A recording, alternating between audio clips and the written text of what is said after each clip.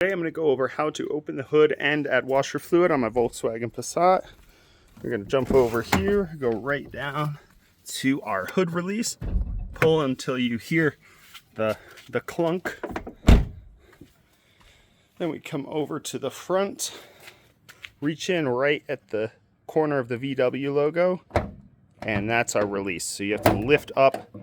That motion is lift up like that. And there you go. Our hood stand is right here.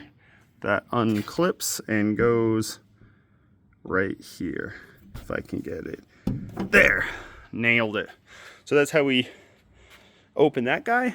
And that's what the release looks like. So you reach in and just one finger to get that open.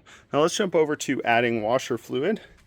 Here's our washer fluid. One thing I love about this is they have a little catch reservoir, so you can't accidentally drop a little piece of foil or something in there. One thing too, when doing this, make sure you clean this, as much of this foil of the seal off, because if you do drop it in a car that doesn't have that little filter, it's not good.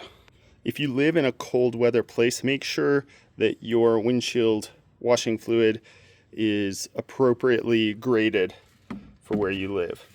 This one goes down to 0 degrees. I probably should have a -10 here in Colorado. It does get cold enough to warrant that. We've had some -degree days in the winter. Another thing you can do is just take this whole thing off. So that just comes off. Then we got this. You can use a funnel if you like. It'll make it a little bit cleaner. I would pull the little filter out if you do that, just so that sits in there. And then you can fill this all the way up. And pace it, because sometimes it'll take a second to glug down in there, but usually this is a container or close to a full container of fluid. But that's how you add it in. I'll put a link in the description for this funnel and our washer fluid. Then that guy goes back in there. That's our little catch if you don't use the funnel. This guy clips on like so.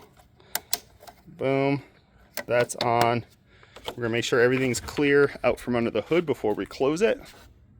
Pull that out from there. Goes into the little snap there.